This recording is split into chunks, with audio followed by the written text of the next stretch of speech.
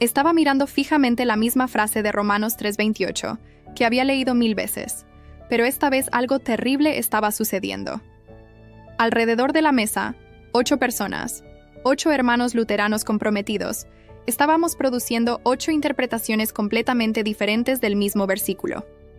La misma escritura que supuestamente era clara y suficiente. Mi mano temblaba ligeramente mientras sostenía mi Biblia subrayada y marcada con años de estudio.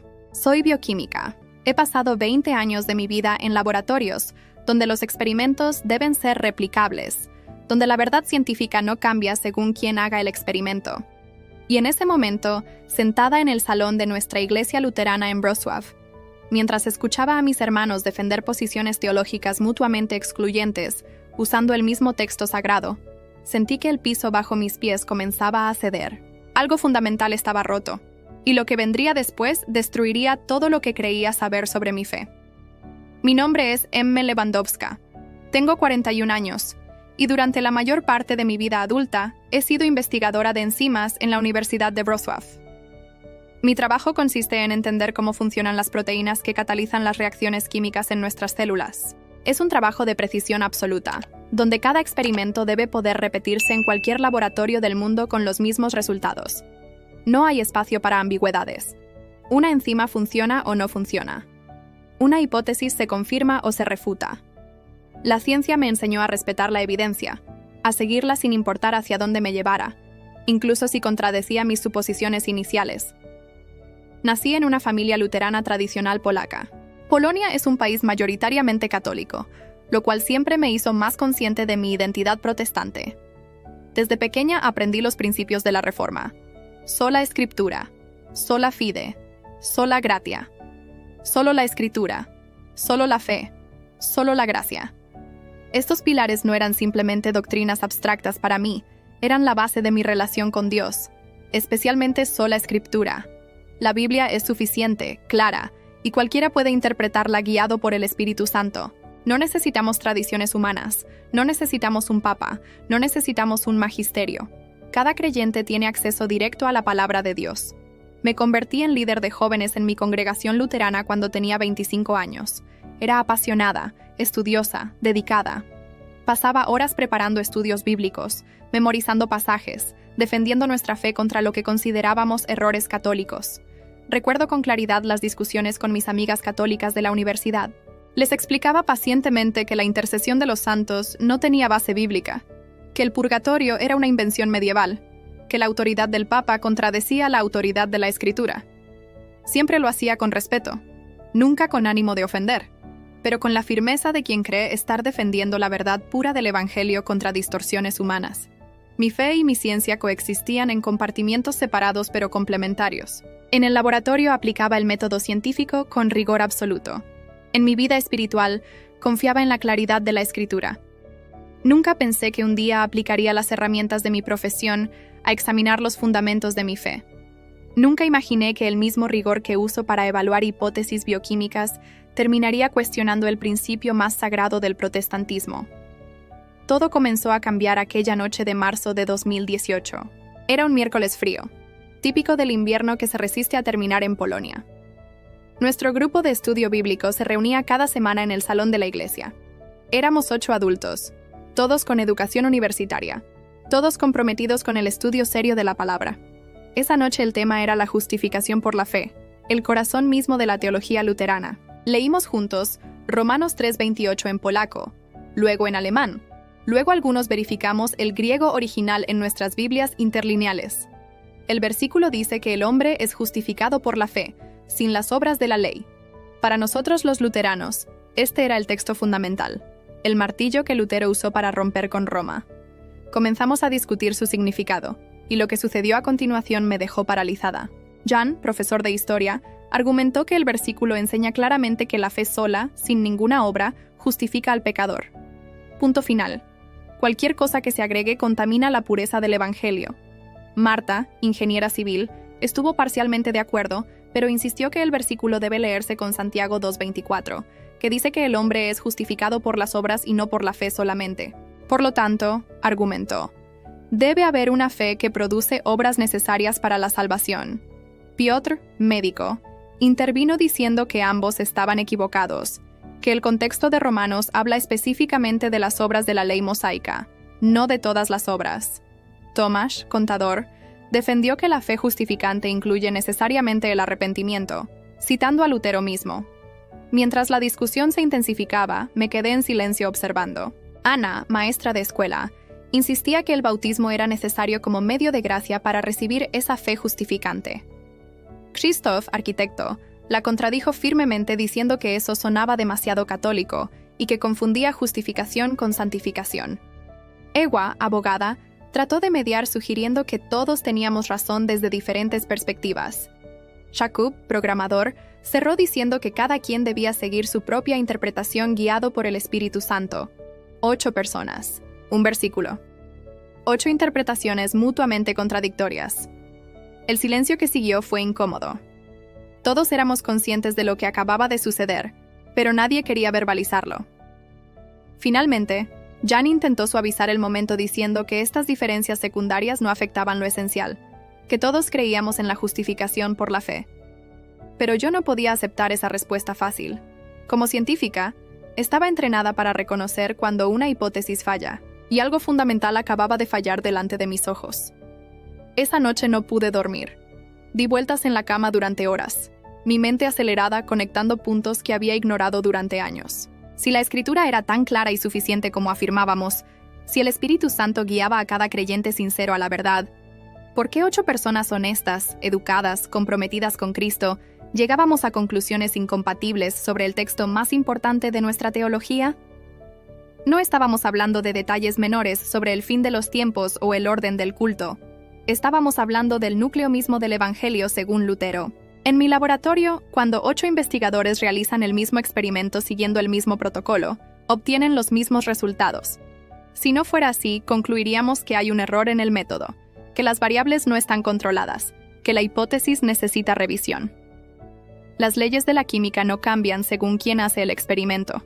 La enzima cataliza la misma reacción en Beijing, en Nueva York, en Wrocław. La ciencia funciona porque es objetiva y replicable. Pero aquí teníamos 8 experimentos con la Escritura produciendo 8 resultados diferentes. Y según nuestra doctrina de sola Escritura, todos estos resultados deberían ser válidos porque cada persona tenía el Espíritu Santo guiándola. Pero eso era lógicamente imposible. No podíamos estar todos en lo correcto simultáneamente cuando nuestras conclusiones se contradecían mutuamente. Me levanté a las 4 de la mañana y fui a mi estudio. Encendí la computadora y comencé a hacer algo que nunca antes había hecho: aplicar el método científico a mi fe. No para destruirla, no por rebeldía, sino porque necesitaba entender. Necesitaba saber si el principio de sola Escritura era una hipótesis válida o si había sido refutado por la evidencia. Formulé la pregunta de investigación. Si sola Escritura es verdadera, es decir, si la Biblia es clara y suficiente para establecer toda doctrina necesaria para la salvación, entonces deberíamos observar convergencia doctrinal entre aquellos que la aplican sinceramente. Diferentes personas leyendo la misma Escritura, guiadas por el mismo Espíritu, deberían llegar a las mismas conclusiones esenciales. Establecí los parámetros del experimento. Examinaría la historia del luteranismo en Polonia desde la Reforma hasta el presente, catalogando las divisiones doctrinales que habían surgido, todas mientras afirmaban seguir el principio de sola Escritura. Comencé mi investigación esa misma semana. Lo que descubrí en los siguientes meses sacudió todo mi mundo. No era solo nuestro grupo de 8 personas. La fragmentación era universal y sistemática. Documenté cuidadosamente cada división. En Polonia, los luteranos se habían dividido repetidamente a lo largo de 500 años. Primero entre luteranos ortodoxos y filipistas. Luego sobre el criptocalvinismo. Divisiones sobre la comunión, sobre el libre albedrío, sobre la predestinación, sobre la presencia real de Cristo en la Eucaristía. Cada grupo afirmaba estar siguiendo fielmente la Escritura. Cada grupo acusaba a los demás de distorsionar la palabra de Dios. Todos usaban el mismo principio de sola Escritura y llegaban a conclusiones irreconciliables. Expandí mi investigación al luteranismo mundial. Encontré iglesias luteranas que ordenaban mujeres y otras que lo consideraban herejía bíblica. Iglesias que aceptaban relaciones homosexuales y otras que las condenaban firmemente, ambas citando la Escritura.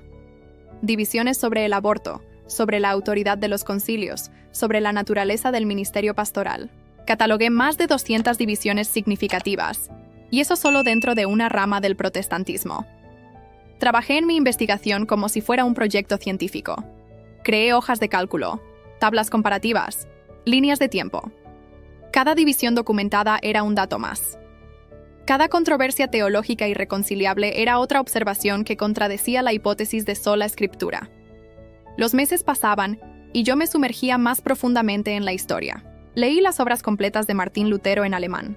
Había estudiado alemán durante años precisamente para poder leer a Lutero en su idioma original, considerándolo un privilegio espiritual. Pero ahora leía con ojos diferentes, con la mente de una científica buscando evidencia. Y encontré algo que me dejó helada. En 1525, solo 8 años después de clavar sus tesis en Wittenberg, Lutero escribió palabras de profunda desesperación.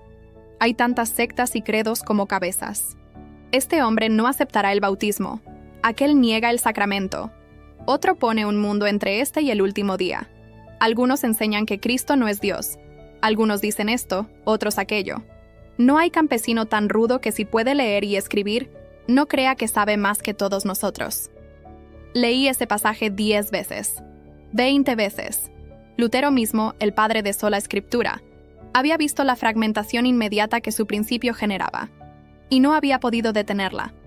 No tenía autoridad para detenerla, porque si cada persona puede interpretar la escritura por sí misma guiada por el Espíritu Santo, ¿con qué autoridad puede alguien decirle a otro que su interpretación está equivocada? Lutero había terminado apelando a los príncipes alemanes, a la autoridad civil, para imponer unidad doctrinal. La ironía era devastadora. El hombre que rechazó la autoridad del Papa terminó dependiendo de la autoridad de políticos seculares para preservar la ortodoxia protestante. En mi laboratorio, cuando una hipótesis falla repetidamente, la abandonamos. No importa cuánto nos guste la hipótesis, no importa cuánto hayamos invertido en ella.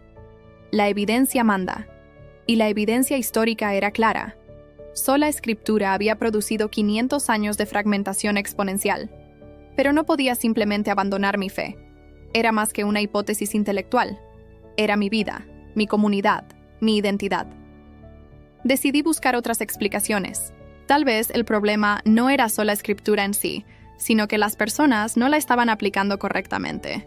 Tal vez necesitaban mejor educación teológica, más conocimiento de los idiomas originales, más compromiso con la oración y el estudio. Así que investigué las divisiones entre teólogos luteranos académicos, personas con doctorados en estudios bíblicos, profesores de seminarios, eruditos del griego y el hebreo. Y descubrí que las divisiones eran igual de profundas. De hecho, a veces eran peores. Los debates entre académicos luteranos sobre la justificación, sobre los sacramentos, sobre la interpretación de Pablo, eran intensos y persistentes. Todos tenían credenciales impresionantes. Todos conocían los idiomas originales. Todos habían dedicado sus vidas al estudio. Y sin embargo, no podían ponerse de acuerdo en doctrinas fundamentales. Si la educación teológica avanzada no resolvía el problema, entonces el problema era más profundo. Era estructural. Era el principio mismo. Durante este tiempo, seguía asistiendo a mi iglesia, dirigiendo mi grupo de jóvenes, participando en los cultos. Pero algo había cambiado en mí. Escuchaba los sermones con oídos diferentes. Cuando el pastor decía, la Biblia claramente enseña, yo pensaba, ¿claramente para quién?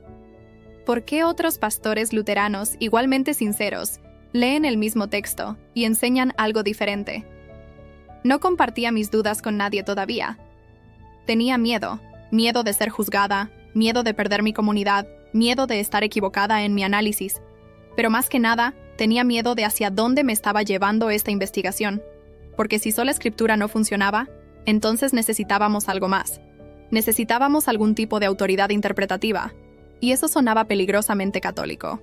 La pregunta que me atormentaba cada noche era simple pero aterradora. Si 1.000 millones de católicos están equivocados al aceptar la autoridad del Papa y el Magisterio, ¿cómo sabemos que nosotros estamos en lo correcto al rechazarla? ¿Qué hacía nuestra interpretación protestante más válida que la de ellos? Ambos leíamos la misma Biblia. Ambos afirmábamos estar guiados por el Espíritu Santo. La única diferencia real era que ellos tenían una autoridad interpretativa unificadora y nosotros no. Los siguientes meses fueron los más difíciles de mi vida. Por fuera seguía siendo la misma M de siempre, bioquímica dedicada, líder de jóvenes comprometida, miembro activo de mi congregación luterana. Por dentro, un terremoto silencioso estaba destruyendo los cimientos de todo lo que creía. Cada día en el laboratorio me recordaba la importancia de la honestidad intelectual. No puedes falsificar datos. No puedes ignorar resultados que contradicen tus hipótesis. No puedes aferrarte a una teoría simplemente porque te gusta o porque has invertido años en ella. La ciencia exige humildad ante la evidencia, y la evidencia que estaba acumulando sobre sola escritura era devastadora. Decidí sistematizar mi investigación de forma aún más rigurosa. Si iba a cuestionar el fundamento de mi fe, necesitaba estar absolutamente segura. Necesitaba aplicar el mismo nivel de rigor que usaría en cualquier publicación científica. Así que diseñé mi estudio como si fuera un experimento formal que tendría que defender ante un comité de revisión por pares. Primero, formulé mi hipótesis de manera precisa y verificable. La hipótesis protestante de sola escritura afirma que la Biblia es suficientemente clara en todas las doctrinas necesarias para la salvación, y que cualquier creyente sincero, guiado por el Espíritu Santo, puede interpretarla correctamente sin necesidad de una autoridad interpretativa externa. Si esta hipótesis es verdadera, entonces deberíamos observar convergencia doctrinal significativa entre los grupos que la aplican sinceramente. Las diferencias deberían ser menores y periféricas, no fundamentales. Luego establecí mi metodología. Catalogaría sistemáticamente las divisiones doctrinales dentro del luteranismo polaco desde 1517 hasta el presente, documentando específicamente las doctrinas en disputa y las justificaciones bíblicas que cada grupo ofrecía. Clasificaría estas divisiones según su importancia. Doctrinas soteriológicas relacionadas directamente con la salvación, doctrinas sacramentales, doctrinas eclesiológicas sobre la naturaleza de la Iglesia y doctrinas éticas sobre conducta cristiana. Pasé los fines de semana en la biblioteca de la Universidad de Wrocław, en los archivos de la Iglesia luterana, en bibliotecas históricas. Mi escritorio en casa se llenó de libros antiguos, documentos históricos, tesis doctorales sobre historia de la Reforma en Polonia. Mi esposo, también luterano pero menos involucrado teológicamente, comenzó a preocuparse por mi obsesión. M, ¿estás trabajando en esto día y noche? ¿Qué estás buscando realmente?, me preguntó una noche. No supe qué responderle. ¿Estaba buscando confirmar mi fe o estaba buscando destruirla? La verdad es que no lo sabía. Solo sabía que necesitaba la verdad, fuera cual fuera el costo. Los datos comenzaron a acumularse en mis hojas de cálculo. División número 1, 1520. Debate sobre la presencia real de Cristo en la Eucaristía entre luteranos que seguían la doctrina de Lutero sobre la consustanciación y aquellos influenciados por ideas más reformadas.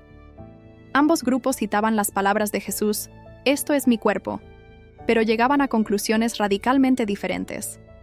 División número 15, 1568. Controversia sobre el libre albedrío y la predestinación.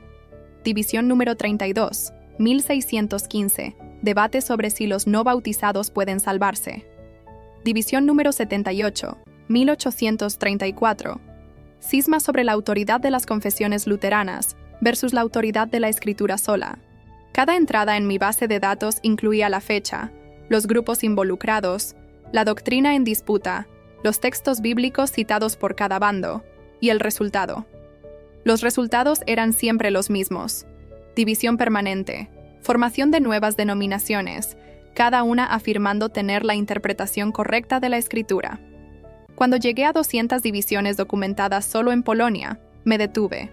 No porque hubiera terminado, sino porque el punto estaba más que demostrado. El patrón era inequívoco y repetible. Sola Escritura no producía unidad doctrinal, producía fragmentación exponencial. Analicé los datos buscando patrones. ¿Había algún tipo de doctrina donde sola Escritura funcionaba mejor? ¿Tal vez en asuntos menos complejos? La respuesta fue no. La fragmentación era consistente en todas las áreas doctrinales. Doctrinas soteriológicas, fragmentadas. Doctrinas sacramentales, fragmentadas. Eclesiología, fragmentada. Ética cristiana, fragmentada. ¿No había área inmune? ¿Había algún periodo histórico donde funcionó mejor?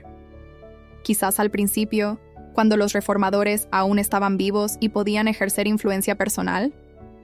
Revisé las divisiones de 1520 a 1550. Fueron las más intensas. Lutero aún vivía y ya estaba desesperado por las divisiones que su principio había generado.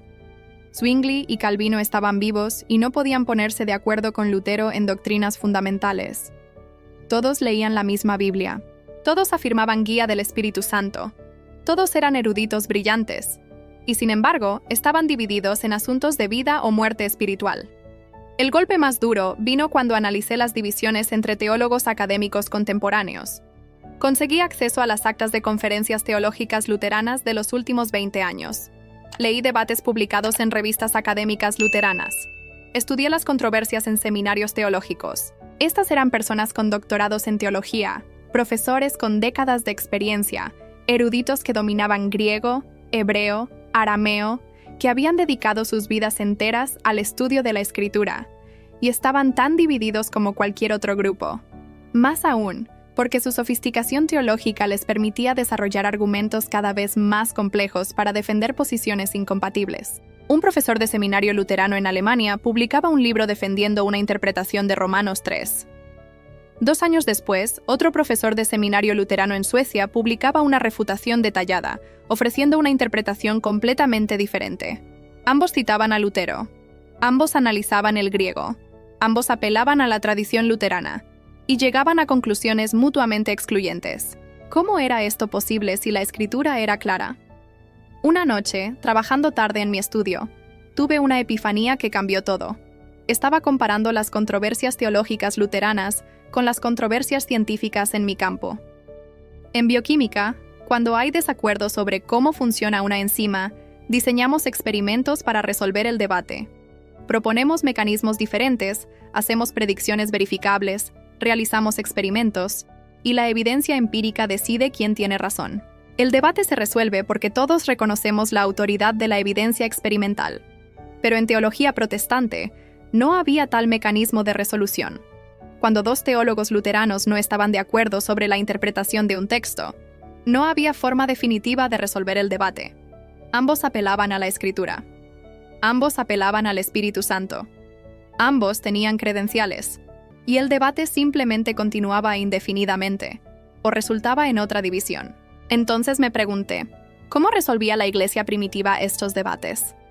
Antes de que existiera el Nuevo Testamento completo, cuando los cristianos tenían algunas cartas de Pablo, tal vez un evangelio, pero no un canon definido, ¿cómo sabían qué creer? ¿Cómo distinguían la verdad del error? Esta pregunta me llevó a una nueva fase de investigación. Comencé a estudiar los padres de la Iglesia, algo que nunca había hecho seriamente. Como luterana, me habían enseñado que después del periodo apostólico, la Iglesia comenzó a corromperse rápidamente, añadiendo tradiciones humanas a la pureza del Evangelio. Los padres de la Iglesia eran vistos con sospecha, especialmente los posteriores al segundo siglo. Pero ahora los leía con ojos nuevos. Leía a Ignacio de Antioquía, discípulo directo del apóstol Juan, escribiendo alrededor del año 110. Descubrí que hablaba de la autoridad de los obispos como sucesores de los apóstoles. Hablaba de la Eucaristía como verdaderamente el cuerpo y sangre de Cristo. Esto no sonaba como protestantismo, sonaba como catolicismo. Leí a Ireneo de León, escribiendo alrededor del año 180, describiendo cómo la Iglesia resolvía disputas doctrinales, apelando a la sucesión apostólica y a la enseñanza transmitida por los obispos en las iglesias fundadas por los apóstoles.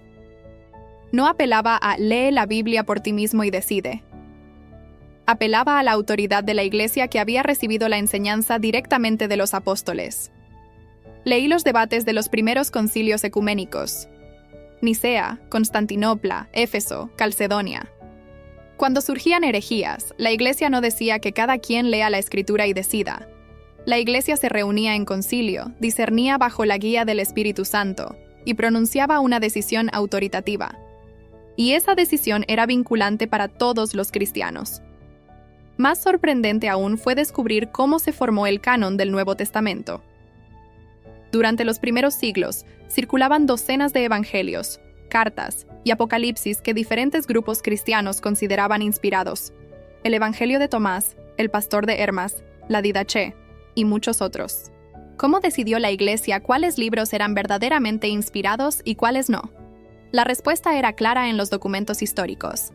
La Iglesia, ejerciendo su autoridad magisterial, discernió qué libros habían sido recibidos de los apóstoles y formaban parte de la Sagrada Escritura. No fue un proceso democrático donde cada cristiano votaba.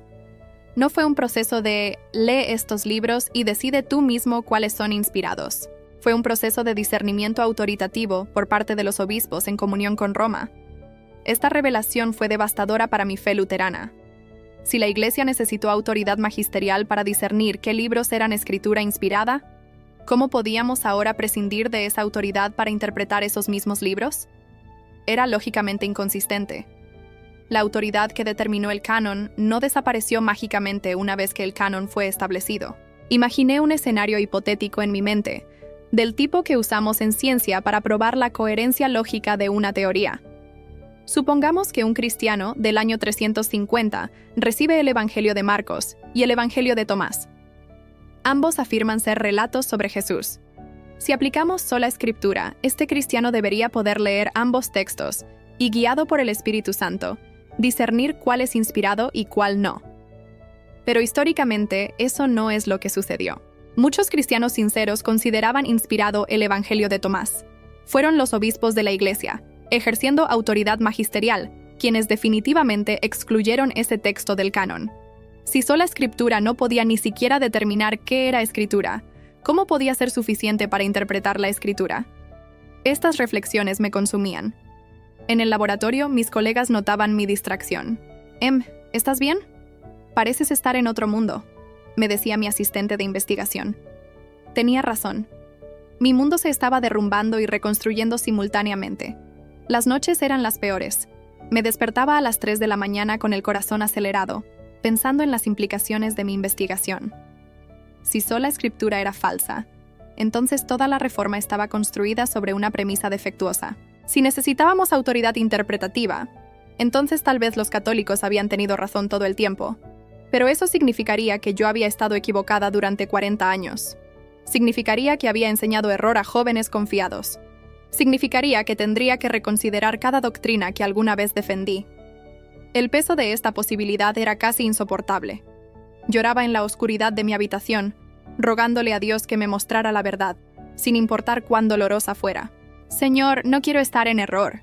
Si he estado equivocada, muéstramelo. Si hay una respuesta que preserve sola escritura, guíame a ella.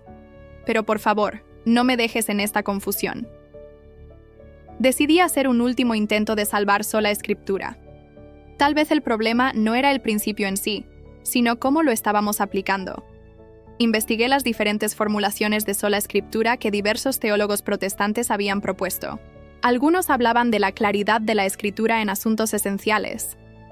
Otros de la escritura como autoridad suprema pero no única. Otros de la escritura interpretada por la escritura. Pero cada una de estas formulaciones tenía problemas insolubles.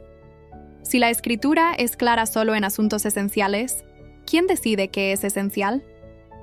Diferentes protestantes tienen listas diferentes.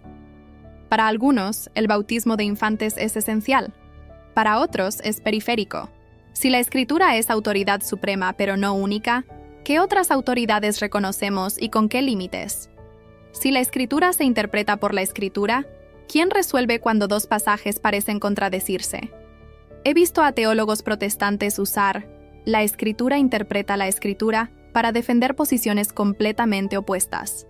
Cada intento de reformular sola escritura para hacerla funcionar terminaba introduciendo elementos que la contradecían.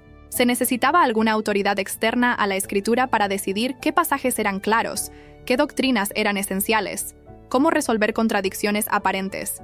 Y una vez que admitías eso, ya no tenías sola escritura. Tenías escritura más autoridad interpretativa, que es exactamente lo que afirma el catolicismo. Recordé un experimento fallido en mi laboratorio años atrás. Estábamos investigando una enzima que supuestamente catalizaba cierta reacción. Repetimos el experimento docenas de veces con protocolos diferentes, intentando que funcionara. Consultamos con colegas, probamos variaciones, pero seguía fallando. Finalmente tuvimos que admitir lo obvio. Nuestra hipótesis inicial sobre el mecanismo de la enzima era incorrecta. Teníamos que abandonarla y buscar un mecanismo diferente. Me di cuenta de que estaba en la misma situación con sola escritura. Había examinado la evidencia de 500 años. Había catalogado 200 divisiones. Había leído los debates teológicos más sofisticados. Había estudiado la historia de la Iglesia primitiva. Había intentado reformular el principio de todas las maneras posibles. Y seguía fallando. La hipótesis había sido refutada por 500 años de experimentación histórica. Como científica, sabía lo que tenía que hacer. Cuando una hipótesis falla consistentemente, la abandonas. No importa cuánto te duela. No importa cuánto hayas invertido en ella. La integridad intelectual exige seguir la evidencia. Pero esto no era solo una hipótesis científica abstracta. Era mi fe. Era mi identidad. Era mi comunidad. ¿Cómo podía simplemente abandonar todo lo que había creído? Una tarde de septiembre, mientras caminaba por el parque cerca de la universidad, tuve una conversación mental con Dios que lo cambió todo. Señor, oré en silencio. Si realmente eres la verdad, entonces la verdad no puede contradecirse. Mi trabajo científico busca verdad sobre el mundo natural. Mi fe busca verdad sobre ti. Pero son la misma verdad porque tú eres el creador de ambas. Si mi ciencia me ha enseñado a seguir la evidencia sin importar dónde me lleve, ¿no debería aplicar el mismo principio a mi fe? Si los datos refutan sola escritura, ¿no debo tener el coraje de admitirlo? En ese momento sentí una paz extraña. No era la paz de tener todas las respuestas. Era la paz de aceptar que necesitaba seguir buscando, sin importar qué verdades incómodas encontrara en el camino. Esa noche tomé una decisión. Estudiaría seriamente el catolicismo, no para atacarlo como había hecho antes, sino para entenderlo. Si los católicos afirmaban tener la respuesta al problema de la autoridad interpretativa, necesitaba examinar esa afirmación honestamente. Pero tenía miedo. Miedo de lo que mis hermanos luteranos pensarían. Miedo de estar traicionando a Lutero, a la Reforma, a mi herencia. Sobre todo, miedo de que si estudiaba el catolicismo con mente abierta, podría terminar convencida. Y entonces, ¿qué haría? La oportunidad llegó de manera inesperada 6 meses después. Recibí una invitación para presentar mi investigación sobre enzimas metabólicas en una conferencia internacional de bioquímica en Roma. Roma, la sede del catolicismo, el Vaticano. Todo lo que como luterana había aprendido a ver con recelo teológico, pero que ahora, en medio de mi crisis de fe, representaba algo diferente. Representaba respuestas que necesitaba encontrar. Cuando les conté a mis colegas de la iglesia sobre el viaje, todos se alegraron por la oportunidad profesional. ¡Qué honor, M!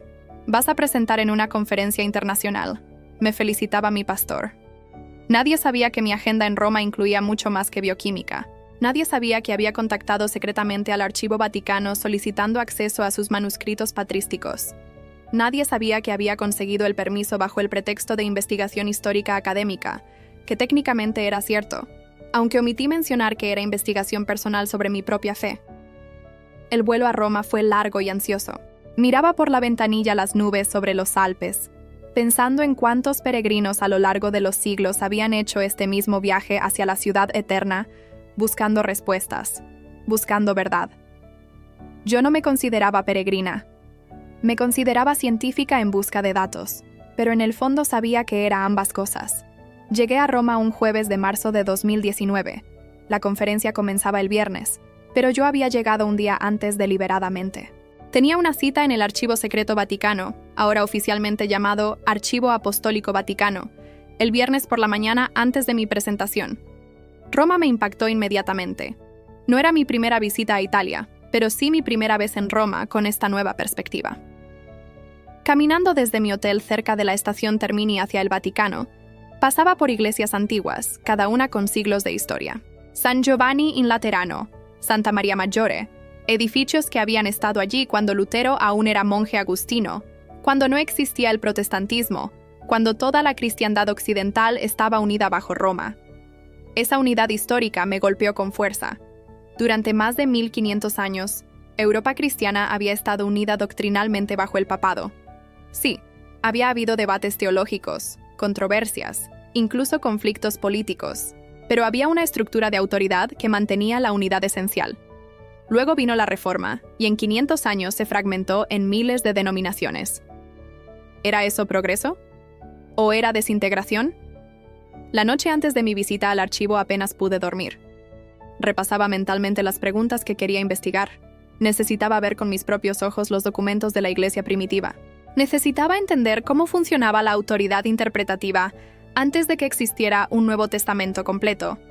Necesitaba evidencia primaria, no interpretaciones de segunda mano. El viernes amaneció claro y frío. Me vestí formalmente, recogí mi cabello, tomé mi credencial de investigadora y mi carta de permiso del archivo. Caminé por el Lungotevere mientras el sol de la mañana iluminaba el río Tíber. Crucé el Ponte Sant'Angelo con sus estatuas de ángeles sosteniendo instrumentos de la pasión. Todo me parecía cargado de significado simbólico. La entrada al Archivo Apostólico Vaticano está en el cortile del Belvedere.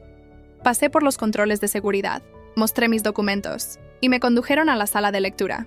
Era un espacio sobrio, serio, silencioso. Otros investigadores ya estaban trabajando en sus mesas, consultando manuscritos antiguos con el cuidado reverente que tales documentos exigen. Un archivista me saludó cordialmente en inglés con acento italiano.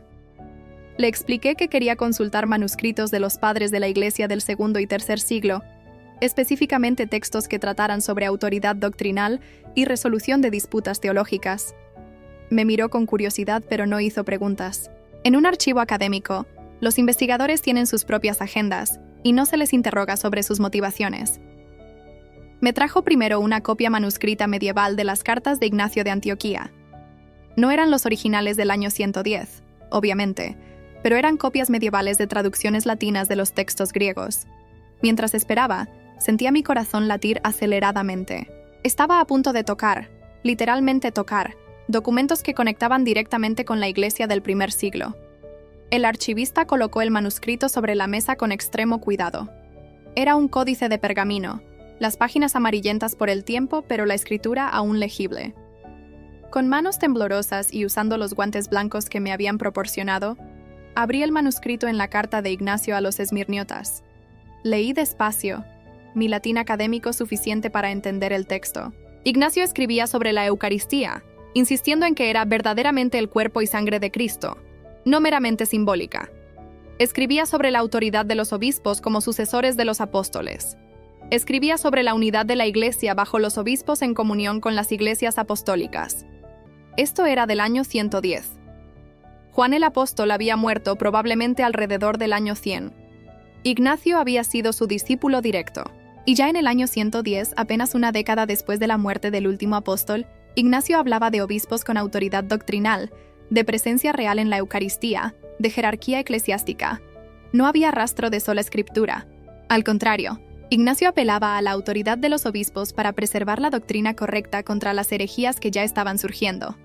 Pedí ver manuscritos de Ireneo de León. El archivista trajo un códice del siglo VIII con copias de Contra las herejías. Leí la sección donde Ireneo explica cómo discernir la verdad doctrinal. Su método era claro. Uno debe recurrir a las iglesias fundadas por los apóstoles, especialmente a Roma, que tiene una posición de preeminencia, y examinar la sucesión de obispos desde los apóstoles hasta el presente. La doctrina preservada en esta cadena ininterrumpida es la doctrina apostólica auténtica. Ireneo estaba escribiendo alrededor del año 180. Para entonces había muchos textos cristianos circulando, algunos auténticos, otros heréticos. ¿Cómo distinguía uno entre ellos? Ireneo no decía, lee todos los textos y decide por ti mismo bajo la guía del Espíritu Santo. Decía, mira a las iglesias apostólicas, mira la sucesión de obispos, confía en la tradición que ellos han preservado. Pasé 4 horas en el archivo esa mañana. Examiné textos de Tertuliano, de Cipriano, de Hipólito. Todos ellos, escribiendo en los primeros siglos, operaban con un modelo de autoridad que incluía obispos, tradición apostólica, y una estructura jerárquica. Ninguno de ellos sugería que cada cristiano podía interpretar las escrituras individualmente, sin referencia a la autoridad de la Iglesia. Pero el descubrimiento más impactante vino cuando el archivista, notando mi interés en la formación del canon, me mostró un manuscrito del canon muratoriano, la lista más antigua que conocemos de libros del Nuevo Testamento, datando aproximadamente del año 170. Vi allí, escrito hace casi 2000 años, una lista de libros considerados inspirados por la Iglesia de Roma. Incluía los 4 evangelios que conocemos, las cartas de Pablo, Pero también listaba libros que algunas comunidades consideraban inspirados, pero que finalmente no fueron incluidos en el canon. ¿Quién decidió cuáles libros quedaban dentro y cuáles fuera? No fue un proceso democrático. No fue cada cristiano leyendo todos los textos posibles y votando. Fue la Iglesia, ejerciendo autoridad magisterial, discerniendo bajo la guía del Espíritu Santo qué textos verdaderamente venían de los apóstoles. En ese momento, sentada en ese archivo silencioso, rodeada de manuscritos de casi 2 milenios de antigüedad, tuve una revelación que lo cambió todo. La Iglesia primitiva no operaba bajo sola escritura, porque era lógicamente imposible hacerlo. Para tener sola escritura, primero necesitas saber qué es escritura. Pero para saber qué es escritura, necesitas una autoridad que lo determine. Esa autoridad era la Iglesia con su magisterio. Era un círculo que no podía romperse. La escritura dependía de la Iglesia para su misma existencia como escritura. Por lo tanto, la escritura no podía estar sola. Nunca estuvo sola. Siempre estuvo acompañada de la autoridad interpretativa de la Iglesia que la reconoció como inspirada. Pensé en mi trabajo científico. En ciencia, tenemos un proceso de revisión por pares. Cuando un investigador publica un descubrimiento, no simplemente lo anuncia al mundo y espera que todos lo acepten. El trabajo pasa por revisión de expertos en el campo que verifican la metodología, replican los experimentos cuando es posible, y evalúan si las conclusiones están justificadas por los datos. Este proceso no es perfecto, pero es necesario para distinguir ciencia legítima de pseudociencia. ¿No era el magisterio de la Iglesia algo similar? Un cuerpo de autoridad compuesto por obispos en sucesión apostólica, que bajo la guía del Espíritu Santo, discernía qué enseñanzas eran auténticamente apostólicas y cuáles eran desviaciones heréticas. No era tiranía, era estructura necesaria para preservar la verdad. Lutero y los reformadores habían rechazado esta estructura, afirmando que cada creyente podía ser su propio magisterio bajo la guía del Espíritu Santo. Pero 500 años de historia protestante demostraban que esto no funcionaba. Sin una autoridad interpretativa final, había fragmentación infinita. Cada persona se convertía en su propio papa, su propia iglesia. Miré mi reloj. Ya era mediodía y tenía que ir a la conferencia de bioquímica para preparar mi presentación de la tarde. Agradecí al archivista, devolví los manuscritos, salí del archivo a la luz del sol romano. Pero ya no era la misma persona que había entrado esa mañana. La conferencia transcurrió como esperaba. Presenté mi investigación sobre enzimas metabólicas, respondí preguntas, recibí felicitaciones de colegas, pero mi mente estaba en otro lugar. Esa noche, de vuelta en mi hotel, no podía dejar de pensar en lo que había visto y leído. El sábado era día libre en la conferencia. Decidí visitar las basílicas principales de Roma. Entré a San Pedro por primera vez con ojos diferentes. Ya no era simplemente un edificio imponente construido con indulgencias mal vendidas, como me habían enseñado. Era el centro de la cristiandad, construido sobre la tumba de Pedro, el apóstol a quien Cristo había dado las llaves del reino. Me quedé mirando la famosa estatua de bronce de San Pedro, sus pies gastados por millones de peregrinos que los habían tocado a lo largo de los siglos. Pensé en Mateo 16:18. Tú eres Pedro, y sobre esta roca edificaré mi iglesia. Como protestante me habían enseñado que la roca era la confesión de fe de Pedro, no Pedro mismo. Pero leyendo a los padres de la iglesia en el archivo, había visto que la interpretación consistente en la iglesia primitiva era que Cristo había establecido a Pedro como fundamento visible de su iglesia.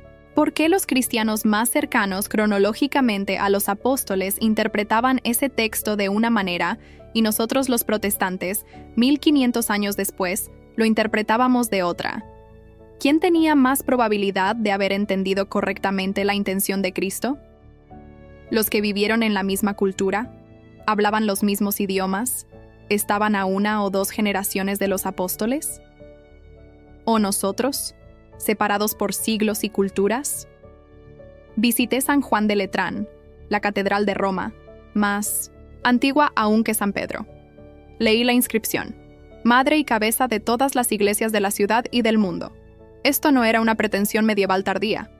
Era un reconocimiento que databa de los primeros siglos. Roma había tenido una posición de preeminencia desde el principio. En Santa María la Mayor, me senté en un banco de la nave central y simplemente observé.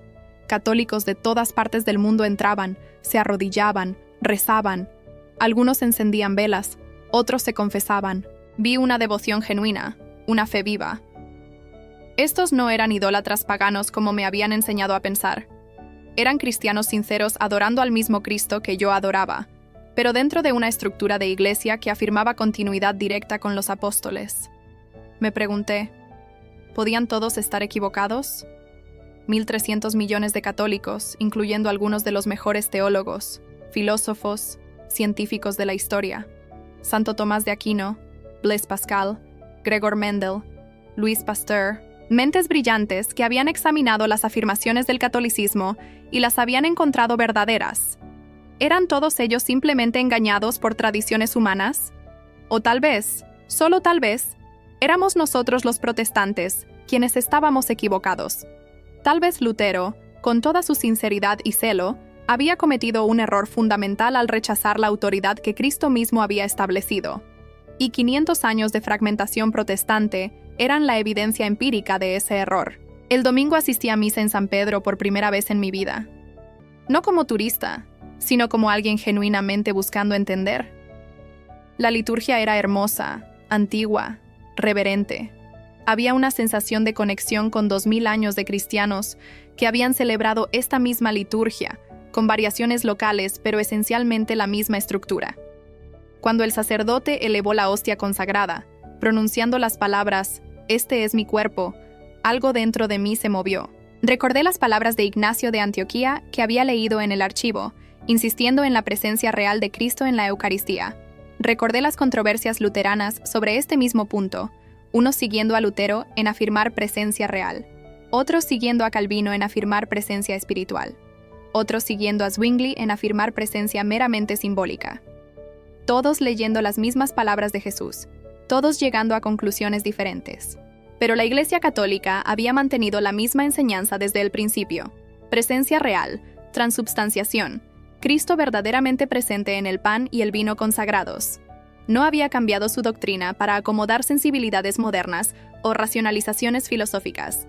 Mantenía lo que había recibido de los apóstoles. No comulgué, por supuesto. Sabía que no podía hacerlo sin estar en plena comunión con la Iglesia. Pero por primera vez en mi vida, deseé poder hacerlo. Deseé poder recibir a Cristo en la Eucaristía como lo había recibido Ignacio, como lo había recibido Ireneo, como lo habían recibido millones de católicos a lo largo de 20 siglos. Después de misa, caminé sin rumbo por las calles de Roma. Era un día hermoso de primavera. Las flores comenzaban a brotar en los parques, pero yo apenas notaba el mundo exterior. Mi mundo interior estaba en revolución total. Toda la evidencia apuntaba en una dirección. La fragmentación protestante probaba que sola escritura no funcionaba. La historia de la Iglesia primitiva mostraba que nunca había existido sola escritura. Los padres de la Iglesia operaban con un modelo de autoridad magisterial. El canon mismo de la Escritura dependía de esa autoridad. Cristo había establecido su Iglesia sobre Pedro y los apóstoles, con una estructura de autoridad diseñada para preservar la unidad y la verdad. La conclusión lógica era ineludible. Si quería ser fiel a la evidencia, si quería aplicar a mi fe el mismo rigor intelectual que aplicaba a mi ciencia, tenía que admitir que la Iglesia Católica tenía razón y el protestantismo estaba equivocado en este punto fundamental. Pero admitir eso significaba que todo lo demás necesitaba ser reconsiderado. Si Roma tenía razón sobre la autoridad, ¿qué más tenía razón? ¿El purgatorio? ¿La intercesión de los santos? ¿La veneración de María? Todas estas doctrinas que había rechazado como católicas necesitaban ser reexaminadas bajo esta nueva luz. Me senté en los escalones de la Piazza di España, observando a los turistas subir y bajar, y lloré. Lloré por mi fe luterana que se estaba desmoronando. Lloré por los años que había pasado defendiendo doctrinas que ahora veía como erróneas. Lloré por la comunidad que sabía que perdería. Pero también lloré de alivio. Alivio de finalmente encontrar respuestas que tenían sentido lógico. Alivio de ver que la fe y la razón no se contradecían. Alivio de descubrir que había una iglesia que afirmaba tener la autoridad que Cristo había establecido y podía demostrar continuidad histórica con los apóstoles. Regresé a Wrocław el lunes siguiente. En el vuelo de regreso, mientras el avión cruzaba los Alpes en dirección norte, sabía que no podía seguir siendo luterana. La evidencia era demasiado clara. La conclusión era demasiado obvia. Sola escritura era una hipótesis refutada.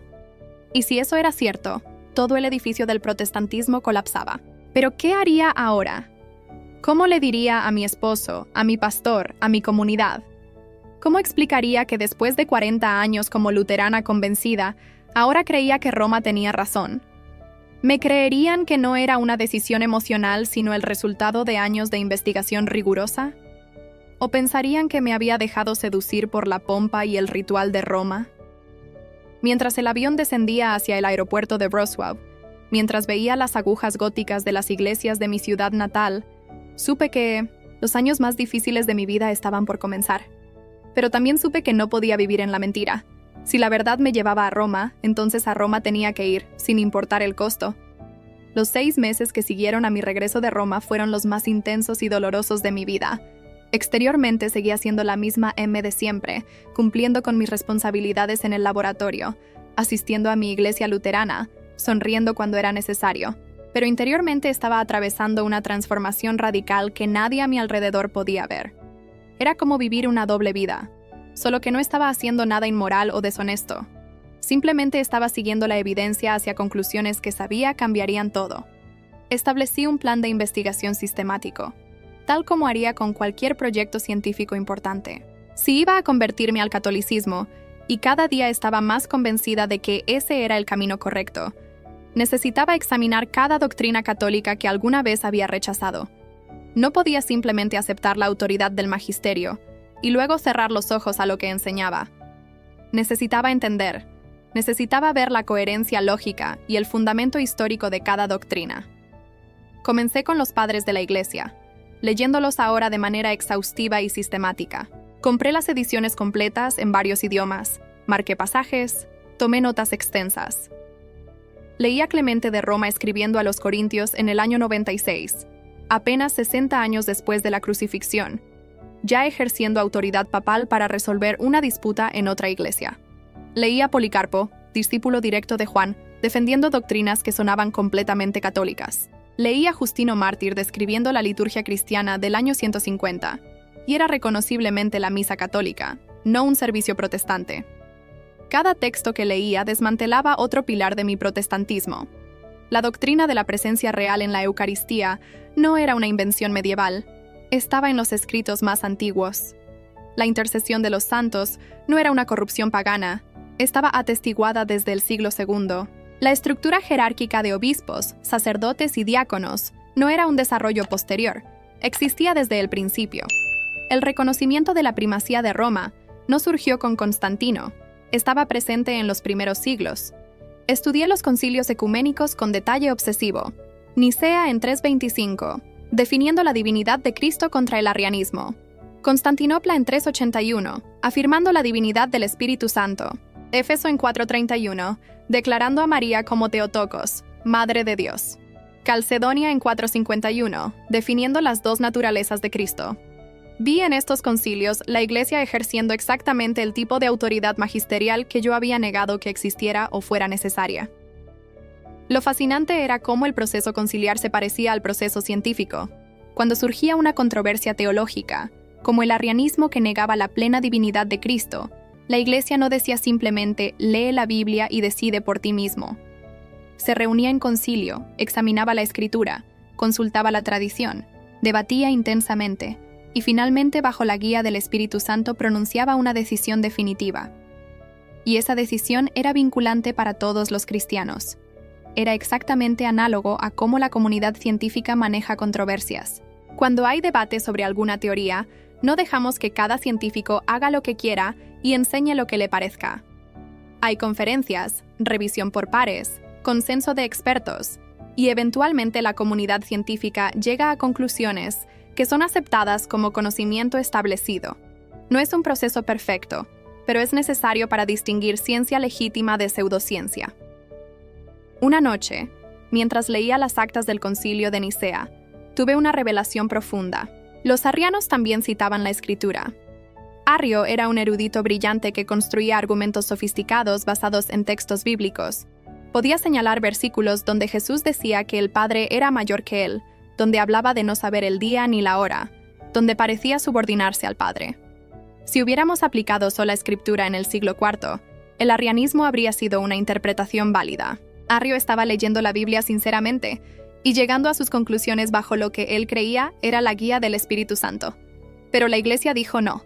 La Iglesia, ejerciendo autoridad magisterial, declaró que el arrianismo era herejía, que Cristo era consustancial con el Padre, de la misma naturaleza divina. Y lo hizo precisamente porque reconocía que la Escritura sola, sin una autoridad interpretativa, podía ser malinterpretada de maneras que destruyeran la fe cristiana. Si sola Escritura hubiera sido el principio operativo en el siglo IV, el cristianismo se habría fragmentado en docenas de sectas mutuamente excluyentes, exactamente como le sucedió al protestantismo después de la Reforma. El magisterio era lo que preservaba la unidad y la ortodoxia. Profundicé en el desarrollo del canon bíblico, un tema que ahora me fascinaba. Investigué los debates del siglo II al IV sobre qué libros eran inspirados. El Evangelio de Tomás era ampliamente leído en algunas regiones. El Pastor de Hermas era considerado escritura en algunas iglesias. La Epístola de Bernabé, el Apocalipsis de Pedro, había muchos textos en circulación. ¿Cómo se decidió el canon final? Estudié las listas de libros propuestas por diferentes padres de la Iglesia. Orígenes tenía una lista, Eusebio tenía otra. San Atanasio publicó su lista en el año 367. Finalmente, los concilios de Hipona en 393 y Cartago en 397, bajo la autoridad de la Iglesia, establecieron definitivamente el canon que conocemos hoy. Pero aquí estaba el punto crucial. Estos concilios no simplemente ratificaron lo que era obviamente escritura para cualquiera que leyera los textos. Tomaron decisiones autoritativas sobre libros disputados. Incluyeron algunos libros que grupos cristianos rechazaban. Excluyeron otros libros que grupos cristianos veneraban. Ejercieron juicio magisterial. Y los protestantes, 5 siglos después, aceptábamos su decisión sobre el Nuevo Testamento, pero rechazábamos su decisión sobre el Antiguo Testamento, removiendo los libros deuterocanónicos que la Iglesia había incluido. ¿Con qué autoridad hacíamos eso? Si no confiábamos en la autoridad de la Iglesia para determinar el canon completo, ¿por qué confiábamos en ella para determinar parte del canon? Era lógicamente inconsistente.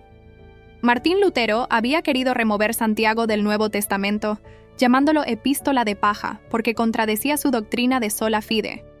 Pero otros reformadores lo detuvieron. ¿Quién tenía razón? Si sola Escritura permitía a Lutero juzgar qué libros debían estar en la Biblia basándose en si apoyaban su teología, entonces no era realmente sola Escritura.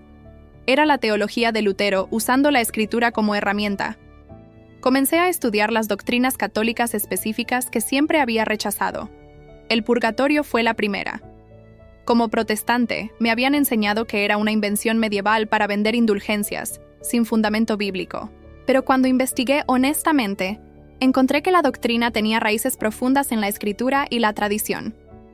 Segunda de Macabeos, 12:43 al 46, hablaba de orar por los muertos, algo que solo tiene sentido si hay un estado intermedio de purificación. Primera de Corintios 3:15 hablaba de salvación, pero como a través del fuego.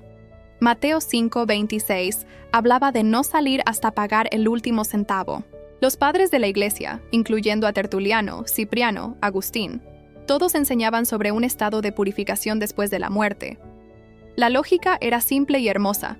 Si morimos en gracia de Dios, pero aún con apegos al pecado, con amor imperfecto, con deudas de justicia, necesitamos ser purificados antes de entrar en la presencia de un Dios perfectamente santo. El purgatorio no era un segundo chance para los impenitentes. Era el proceso final de santificación para aquellos que murieron en amistad con Dios, pero no completamente santos. La intercesión de los santos fue el siguiente tema. Siempre había argumentado que orar a los santos era idolatría, que solo debíamos orar a Dios. Pero cuando examiné la doctrina católica real, no la caricatura protestante, descubrí algo diferente. Los católicos no oran a los santos en el sentido de adorarlos como dioses. Les piden intercesión, exactamente como yo le pedía a mis hermanos luteranos que oraran por mí. La Escritura enseña que somos un cuerpo en Cristo. Hebreos 12. 1 habla de la nube de testigos que nos rodea. Apocalipsis 5:8. Muestra a los santos en el cielo, ofreciendo las oraciones de los santos en la tierra. Si los cristianos en la tierra pueden interceder unos por otros, ¿por qué los cristianos en el cielo, más cerca de Dios y liberados del pecado, no podrían hacerlo? Y de nuevo, los padres de la Iglesia desde los primeros siglos mostraban evidencia de venerar a los mártires y pedir su intercesión.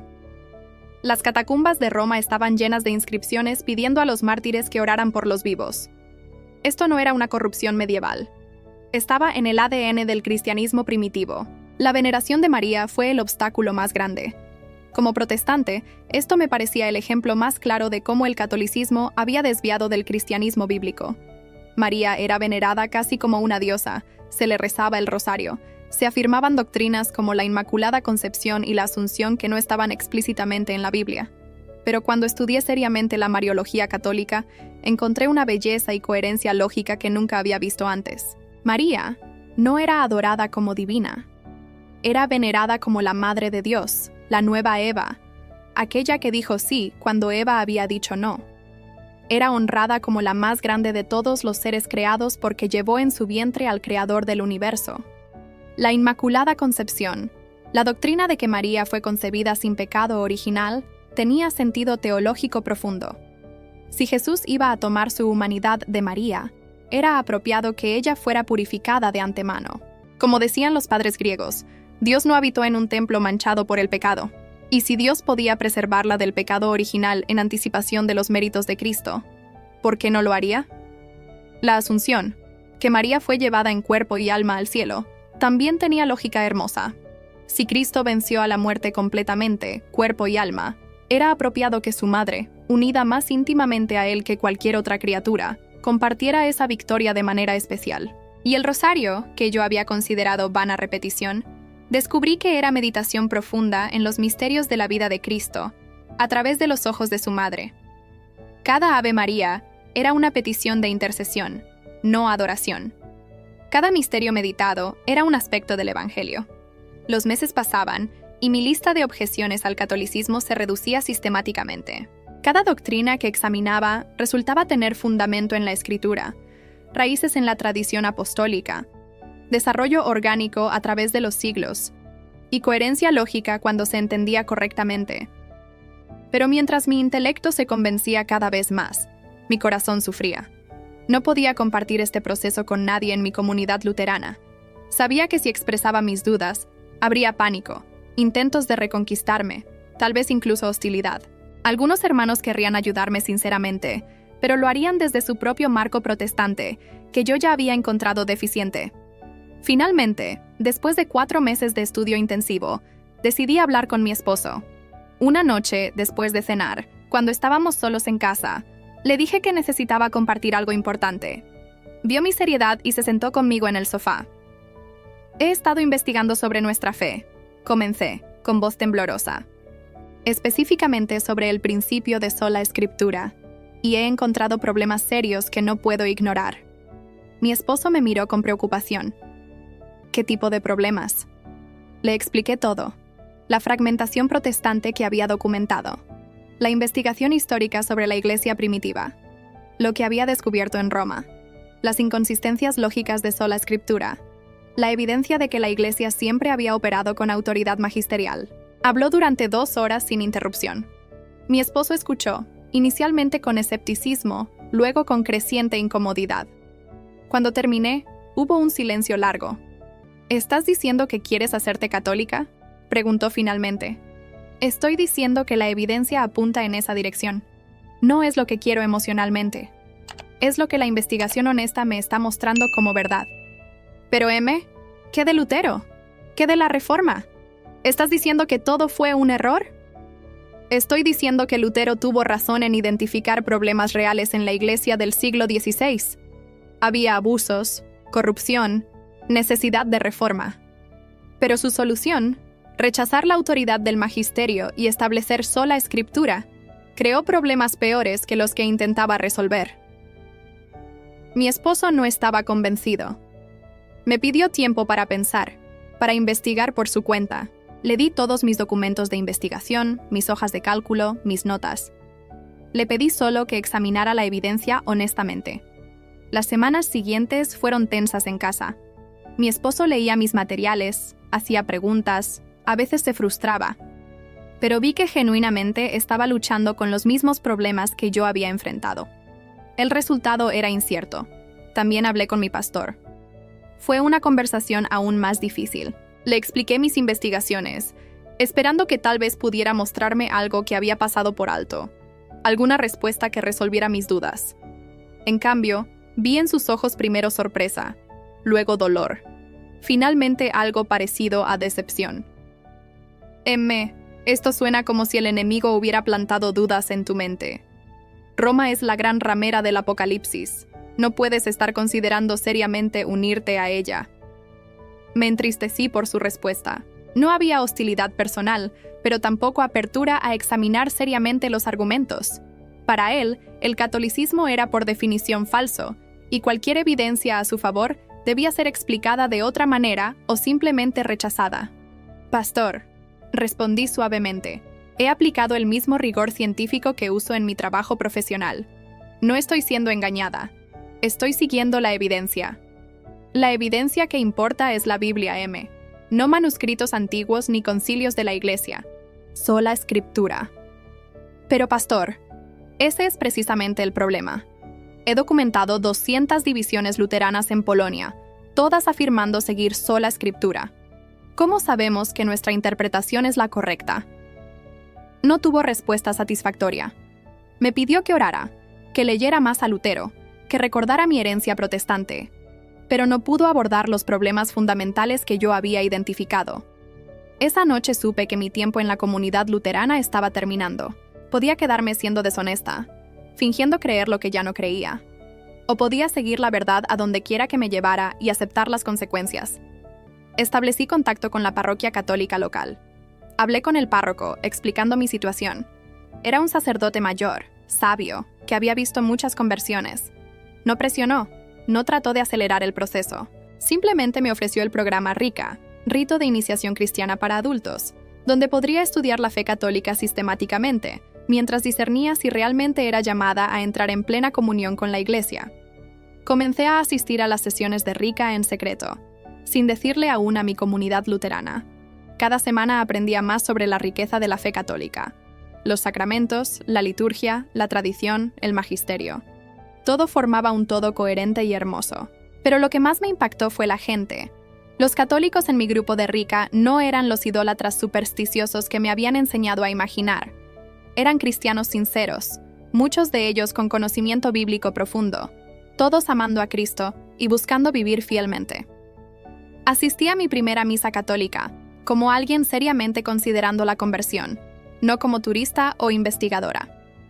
Fue en una pequeña iglesia parroquial en Wrocław, no en la grandeza de San Pedro en Roma, y fue aún más poderosa por eso. Aquí, en mi propia ciudad, católicos ordinarios celebraban la misma liturgia que se había celebrado por 2000 años, recibiendo a Cristo realmente presente en la Eucaristía.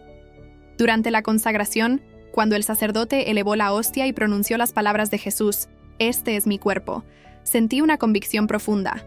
Esto es verdad. Cristo está realmente aquí. Esta es su iglesia, la que él fundó sobre Pedro. Esta es la plenitud de la fe cristiana. Después de 8 meses de estudio, investigación, oración y discernimiento, finalmente admití en voz alta lo que mi corazón ya sabía. La hipótesis de sola escritura ha sido refutada por 500 años de experimentación histórica. La ciencia exige autoridad interpretativa en la comunidad de investigadores. Cristo estableció esa autoridad interpretativa en su iglesia, dándola a Pedro y sus sucesores. Y esa iglesia es la Iglesia Católica. Decidí entrar en plena comunión con la Iglesia Católica en la vigilia pascual del año 2020. Se lo anuncié formalmente a mi congregación luterana 2 meses antes. Fue uno de los días más difíciles de mi vida. Algunos hermanos lloraron, otros se enojaron. Algunos trataron de convencerme de que estaba cometiendo un terrible error. Pocos entendieron que era el resultado de investigación honesta, no de algún problema emocional o espiritual. Mi esposo, después de meses de su propia lucha, decidió no acompañarme en este camino. No por falta de amor, sino porque no estaba convencido de la misma evidencia. Nuestro matrimonio sobrevivió, pero con nueva tensión que tendríamos que navegar. Perdí amistades, perdí mi posición de liderazgo, perdí la comunidad que había sido mi hogar espiritual por décadas. El costo fue real y doloroso, pero gané algo infinitamente mayor: la verdad. La vigilia pascual del año 2020 llegó como un amanecer después de la noche más larga de mi vida. Habían pasado 2 años desde aquella reunión de estudio bíblico donde 8 luteranos produjeron 8 interpretaciones diferentes de un mismo versículo. 2 años de investigación exhaustiva, de noches sin dormir, de lágrimas y dudas, de perder amistades y enfrentar incomprensión. 2 años de seguir la evidencia sin importar cuán doloroso fuera el camino. Era sábado por la noche, y la pequeña parroquia católica de San Adalberto en Wrocław estaba oscura cuando llegué. La liturgia de la vigilia pascual comienza en tinieblas, simbolizando el mundo antes de la resurrección de Cristo. Yo también había estado en tinieblas espirituales, pero ahora estaba a punto de entrar en la luz. Había 5 candidatos para ser recibidos en plena comunión con la Iglesia esa noche. Yo era la única que venía del protestantismo. Los otros eran adultos no bautizados, o personas que habían sido bautizadas pero nunca confirmadas. Cada uno teníamos nuestra propia historia, nuestro propio camino hacia Roma, pero todos compartíamos la misma convicción. Aquí, en esta iglesia antigua, estaba la plenitud de la fe cristiana. El párroco encendió el cirio pascual en la oscuridad del atrio. «Luz de Cristo», proclamó. «Demos gracias a Dios», respondimos. Esa llama pequeña comenzó a multiplicarse mientras se encendían las velas de cada persona presente, hasta que toda la iglesia brillaba con luz cálida. Era una imagen perfecta de lo que la iglesia hace. Toma la luz de Cristo y la multiplica. La transmite de generación en generación, de persona a persona, a través de 2000 años de historia ininterrumpida. Durante la liturgia de la palabra escuchamos las lecturas de la historia de la salvación. La creación del mundo en Génesis, el sacrificio de Isaac, el cruce del Mar Rojo, los profetas anunciando al Mesías, la carta de Pablo a los romanos, el Evangelio de la Resurrección. Era la historia completa del plan de Dios para la humanidad, y yo estaba a punto de entrar plenamente en esa historia. Cuando llegó el momento de mi recepción, me arrodillé ante el párroco con el corazón latiendo fuertemente. Primero pronuncié la profesión de fe católica, afirmando cada artículo del credo. Luego hice la profesión específica requerida para aquellos que vienen de comunidades protestantes. Creo y profeso todo lo que la Santa Iglesia Católica cree, enseña y proclama como revelado por Dios. Esas palabras tenían un peso enorme para mí. No estaba simplemente aceptando doctrinas que me gustaban o que podía entender completamente. Estaba sometiéndome a la autoridad del magisterio, confiando que la iglesia que Cristo fundó sobre Pedro no me llevaría al error. Era un acto de fe y humildad intelectual simultáneamente. El párroco puso su mano sobre mi cabeza y recité: «Por esta profesión de fe y mediante el sacramento de la confirmación, eres recibida en plena comunión con la Iglesia Católica». Luego me ungió con el Santo Crisma, el mismo óleo usado desde tiempos antiguos para sellar el don del Espíritu Santo.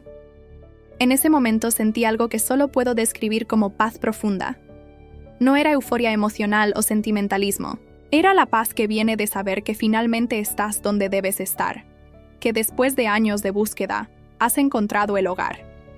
Era la paz que Cristo prometió, la que el mundo no puede dar. Pero el momento más poderoso aún estaba por venir. Después de las confirmaciones, la liturgia continuó hacia la Eucaristía. Y por primera vez en mi vida, pude acercarme al altar no como observadora, sino como participante plena. Por primera vez iba a recibir el cuerpo y la sangre de Cristo en la iglesia que Él fundó. Cuando el sacerdote elevó la hostia consagrada ante mí y dijo: «El cuerpo de Cristo», respondí: «Amén», con voz temblorosa. «Amén. Sí, creo. Creo que esto es verdaderamente Cristo. Creo que Él está realmente presente aquí. Creo todo lo que la Iglesia enseña sobre este misterio sagrado». Recibí la Eucaristía y regresé a mi banca. Cerré los ojos y simplemente permanecí en silencio, consciente de que Cristo estaba físicamente presente dentro de mí. Pensé en Ignacio de Antioquía, cuyas palabras había leído en el Archivo Vaticano, llamando a la Eucaristía la medicina de inmortalidad. Pensé en los millones de católicos a lo largo de 2000 años que habían recibido este mismo sacramento. Pensé en cómo la ciencia nunca podría explicar este misterio, pero cómo la fe me permitía recibirlo con gratitud profunda. Lloré en silencio. Lágrimas de alegría, de alivio, de gratitud. Había llegado a casa. Los meses que siguieron a mi recepción fueron de ajuste y aprendizaje continuo. Tenía que aprender una nueva forma de orar. El rosario, que antes me parecía repetitivo y sin sentido, Se convirtió en mi oración meditativa favorita. Descubrí que repetir las mismas palabras permitía que mi mente se aquietara y mi corazón se abriera a los misterios de la vida de Cristo. No era vana repetición, era contemplación profunda. Tuve que aprender sobre la confesión sacramental. Como protestante, confesaba mis pecados directamente a Dios en privado. La idea de confesarle a un sacerdote me había parecido innecesaria y antibíblica. Pero cuando estudié Juan 20:23, donde Cristo da a los apóstoles el poder de perdonar pecados, entendí que el sacramento de la reconciliación era otra forma en que Cristo se hace presente y actúa en su iglesia. Mi primera confesión fue aterradora y liberadora simultáneamente.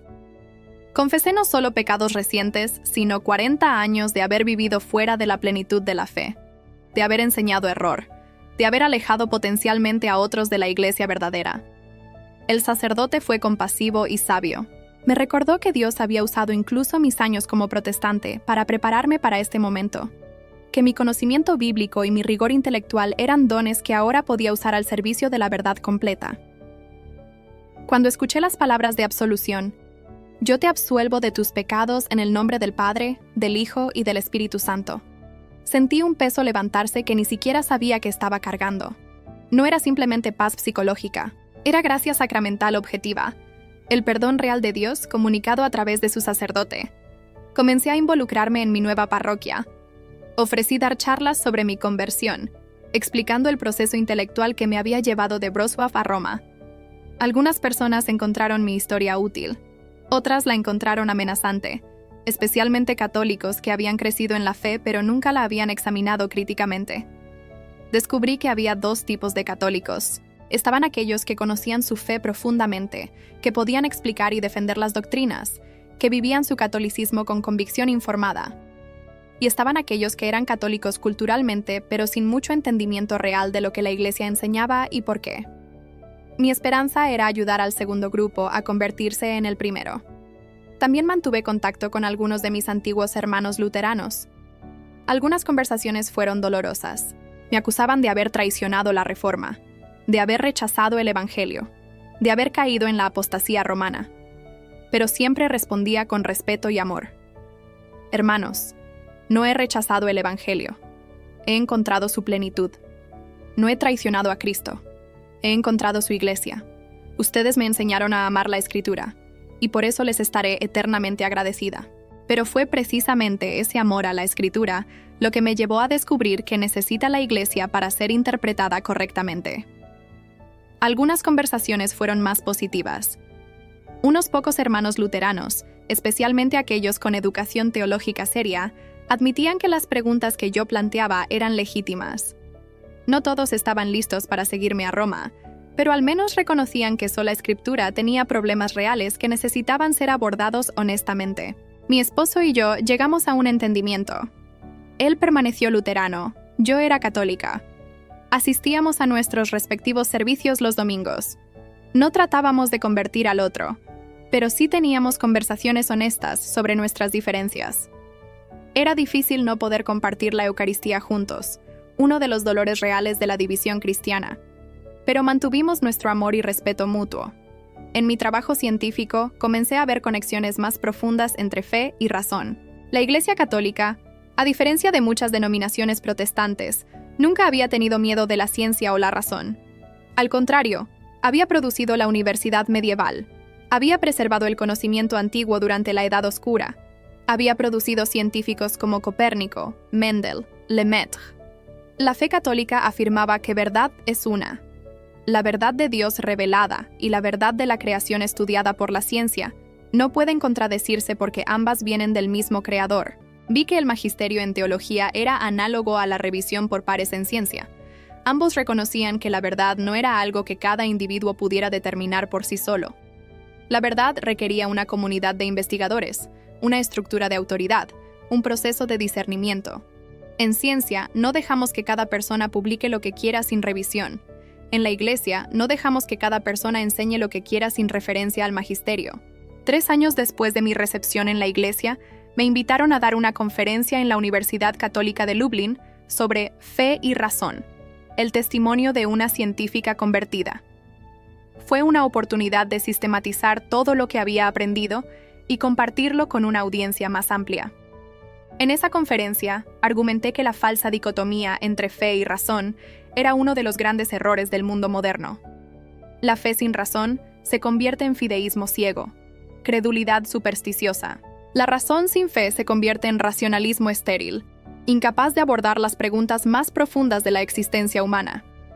Pero fe y razón juntas, como la Iglesia siempre ha enseñado, se complementan y se fortalecen mutuamente.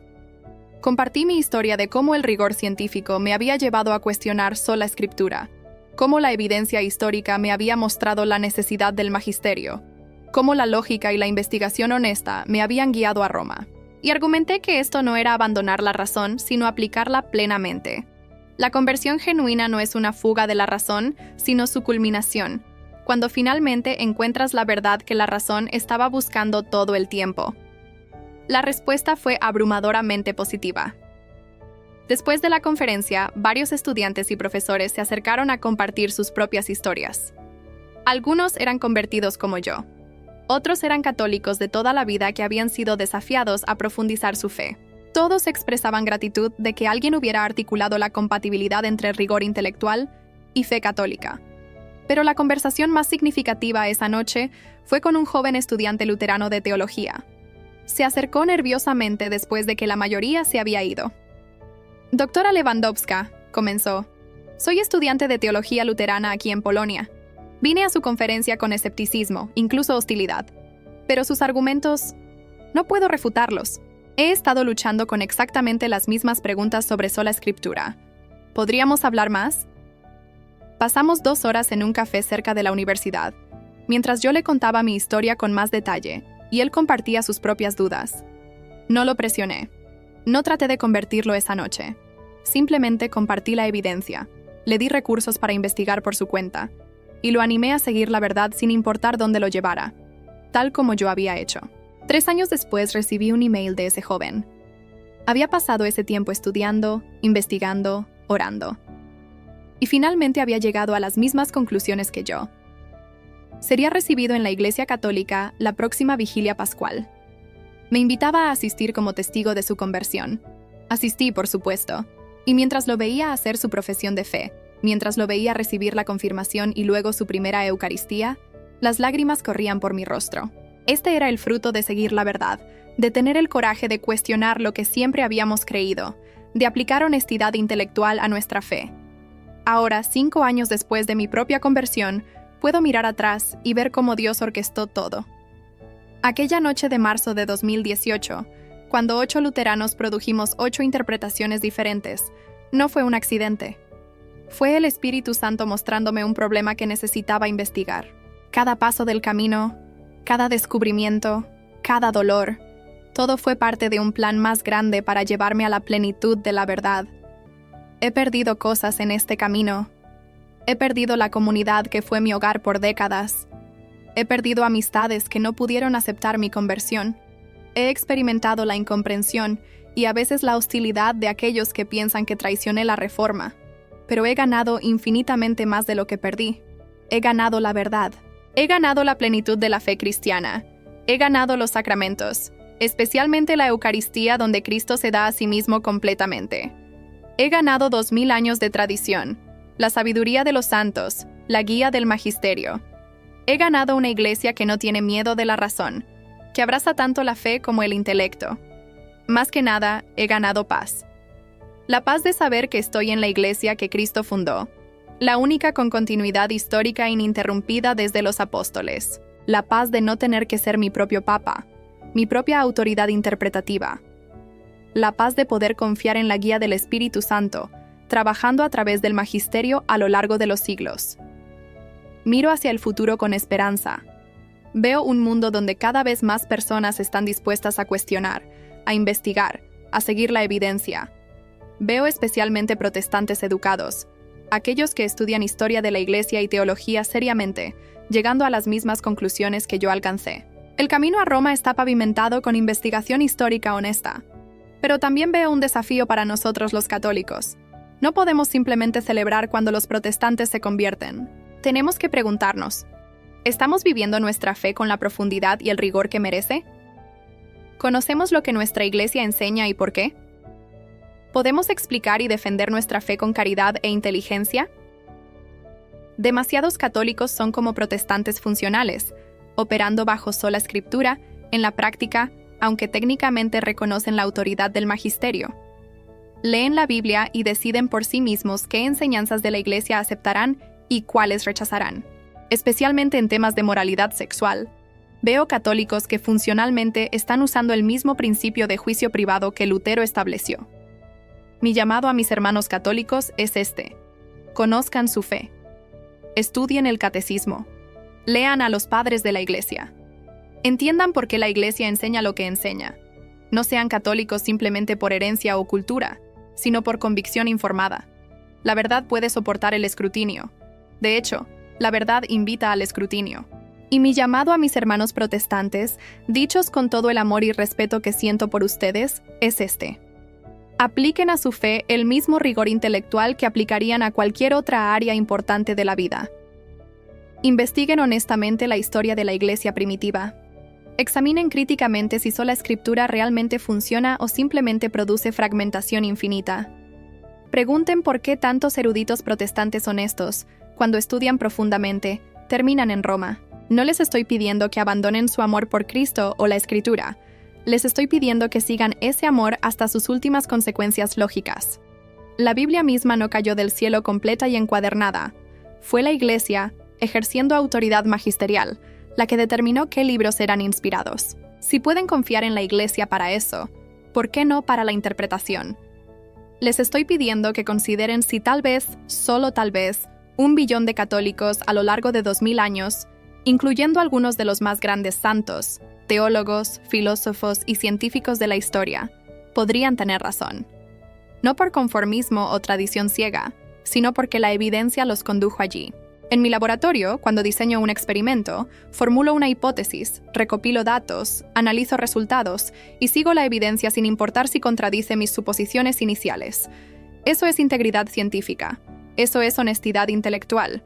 Mi conversión al catolicismo fue simplemente aplicar esa misma integridad a mi fe. La hipótesis de sola escritura fue probada durante 500 años. Los datos están disponibles. Miles de denominaciones protestantes, fragmentación doctrinal exponencial, incapacidad de resolver disputas teológicas de manera autoritativa. Los resultados refutan la hipótesis. La hipótesis alternativa, que Cristo estableció una iglesia con autoridad magisterial para preservar e interpretar la revelación, tiene apoyo empírico fuerte. Continuidad histórica de 2000 años. Unidad doctrinal esencial a pesar de diversidad cultural. Capacidad de resolver herejías definitivamente. Producción de santos en cada generación y cultura. Como científica, sé cuál hipótesis está mejor soportada por la evidencia. Como cristiana, sé cuál iglesia tiene las credenciales históricas para afirmar ser la que Cristo fundó. Esta es mi historia. No es perfecta. Mi camino ha tenido dolor, pérdida y momentos de duda profunda, pero ha sido el camino hacia la verdad, y no cambiaría nada. Si hay una lección que quiero dejar, es esta: nunca tengan miedo de buscar la verdad. La verdad no teme al escrutinio. Dios no tiene miedo de nuestras preguntas honestas. Cristo prometió que la verdad nos haría libres, y cumplió esa promesa en mi vida de manera que nunca imaginé. Cuando tenía 41 años, sentada en aquella reunión de estudio bíblico, observando 8 interpretaciones diferentes del mismo versículo, no sabía que estaba al inicio del viaje más importante de mi vida. No sabía que ese momento de confusión era el Espíritu Santo comenzando a guiarme a casa. Ahora, años después, puedo ver claramente que cada momento de duda fue un paso hacia la certeza. Cada pregunta incómoda fue un movimiento hacia respuestas verdaderas. Cada pérdida dolorosa fue el precio de una ganancia infinitamente mayor. Estoy en casa. Estoy en la iglesia que Cristo fundó sobre Pedro. Estoy donde los cristianos han estado durante 2000 años, recibiendo los mismos sacramentos, creyendo las mismas doctrinas, unidos en la misma fe. Y la invitación está abierta para cualquiera dispuesto a seguir la evidencia, a buscar la verdad sin importar el costo, a tener el coraje de cambiar de opinión cuando la honestidad intelectual lo exige. La ciencia me enseñó a seguir los datos. La fe me enseñó que todos los datos eventualmente apuntan a Cristo, y Cristo me llevó a su iglesia, donde finalmente encontré no solo respuestas intelectuales, sino también paz para mi alma. Esta es la promesa que puedo hacer. Si buscan la verdad con honestidad absoluta, si aplican rigor intelectual a su fe, si están dispuestos a seguir la evidencia sin importar dónde los lleve, encontrarán lo que yo encontré. Tal vez no tomen el mismo camino. Tal vez su conversión no sea desde el protestantismo, sino desde la indiferencia, el ateísmo, o simplemente del catolicismo cultural al catolicismo convencido. Pero si buscan sinceramente, encontrarán. Cristo mismo lo prometió. Y descubrirán lo que yo descubrí, que la fe y la razón no son enemigas, sino aliadas, que la Iglesia no teme a la investigación honesta, sino que la invita, y que la verdad, cuando finalmente la abrazamos completamente, nos hace verdaderamente libres.